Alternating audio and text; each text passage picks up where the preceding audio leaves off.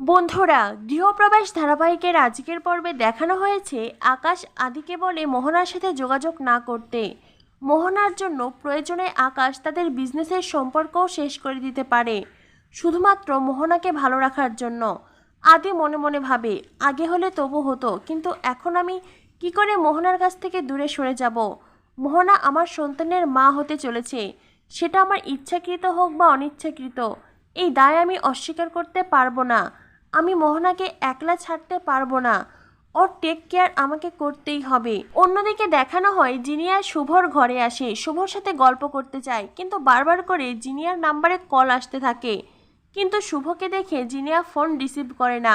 শুভ মনে মনে ভাবে, আমি এখানে আছি বলেই হয়তো জিনিয়া ফোন রিসিভ করছে না। শুভ খাবার আনার নাম করে ঘর থেকে বেরিয়ে গিয়ে চুপটি করে দাঁড়িয়ে থাকে। মোহনা তখন ফোন রিসিভ করে তুলির ব্যাপারে কারোর সাথে কথা বলে। কথাটা শুনেই শুভর মনে খটকা লাগে। হঠাৎ করেই তুলির মিসিং হওয়া, আর তারপরেই জিনিয়ার সৌমিতের কাছে আসা, সৌমিতের একাকিত্ব দূর করা, আর তারপরেই জিনিয়া সৌমিতের বিয়ে, আর এখন আবার সেই তুলিকে নিয়ে অন্য কারোর সাথে কথা বলছে জিনিয়া। তবে কি তুলি মিসিং হওয়া স্বাভাবিক কোনো বিষয় ছিল না? এই জিনিয়াই এর সাথে জড়িত? শুভর মনে একটা একটা করে সব জট খুলতে থাকে। তখনই শুভর নাম্বারে কল আসতেই জিনিয়া সতর্ক হয়ে ঘর থেকে বেরিয়ে আসে। শুভ তখন ঘরে আসার মতন অভিনয় করে। জিনিয়া বলে, শুভ তুমি এখানে? শুভ বলে, তুমি কি খাবে সেটাই তো বললে না। জিনিয়া বলে, ও আচ্ছা, আমি কিচ্ছু খাবো না, নিচে মা ওয়েট করছে, তুমি এসো। এই বলে জিনিয়া ওখান থেকে চলে যায়, আর মনে মনে ভাবে, যাক বাবা, বড় বাঁচা বেঁচে গেছি। শুভ কিচ্ছু শুনতে পায়নি। তখনই শুভ আকাশকে কল ব্যাক করে, কারণ আকাশ শুভকে কল করেছিল। আকাশ শুভকে জানায়, আপনি যে হ্যান্ড রাইটিং দিয়েছিলেন সেটার সাথে আমাকে বার্থডে উইশ করার সেই হ্যান্ড রাইটিং মিলে গেছে। আর এরপরই সিসিটিভি ফুটেজের কথা বলে আকাশ।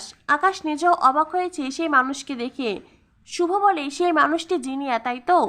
আকাশ বলে, শুভ, তার মানে আপনিও সেটাই ভেবেছিলেন?